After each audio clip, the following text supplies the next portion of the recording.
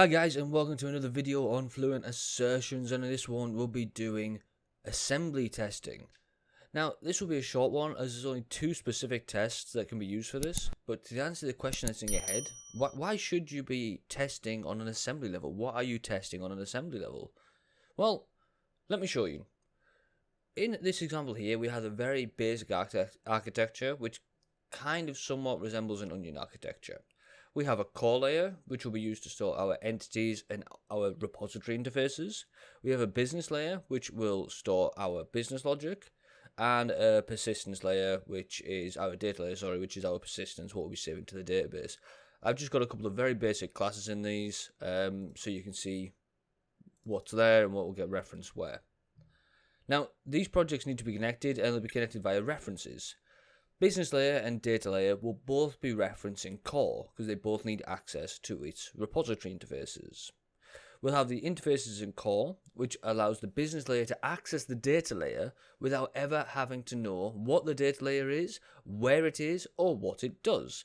That's the brilliant thing about this kind of simple design, is that because you're calling this interface in core from here, so my logic has a reference to the interface, it never knows about its implementation. That's the beautiful thing about interfaces. Not all architectures are the same, but for this one we're making it very clear that the business layer should never reference the data layer, and vice versa. The data layer should also never reference the business layer.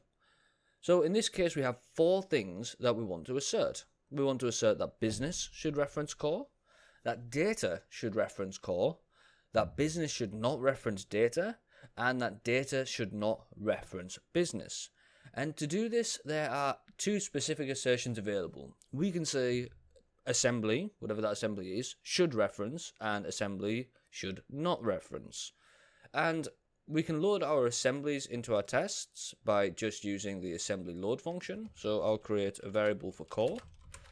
So var core is equal to assembly.load and then core.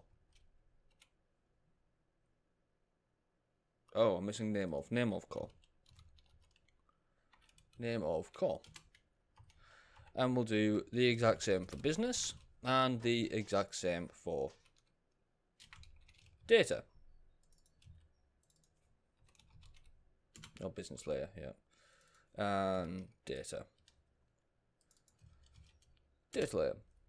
And now we can start writing our assertions. We can say that, okay, we know that business dot should dot reference core. We also know that data should reference core.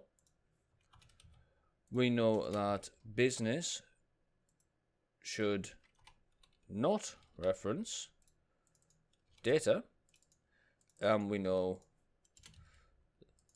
that data should not reference business. If we run this, this will pass, and that's a very useful thing to be able to test. The best thing about it though is if a new programmer comes in, or somebody comes in and wants to make that change and says, oh, actually it would be very useful for me if I go and add a reference to my business layer to reference data layer. That makes sense to me because of this new functionality I'm doing. Then when the test will run, you will see that this test will fail because it is passing.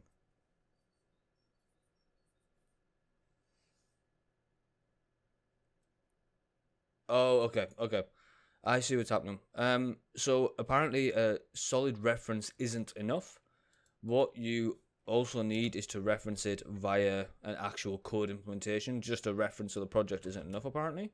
So what we would say is a new data layer dot repository dot save. And now, if I run this test again, it should fail. There we go. Okay. So I think that's the C# compiler being clever and saying, hey, I know you've referenced these projects, but it doesn't make sense because there's nothing in the code base actually referencing it. Okay, that's going to be the end of this video, guys. Thank you very much for watching. Don't forget to like and subscribe, and I will see you in the next one. Cheers.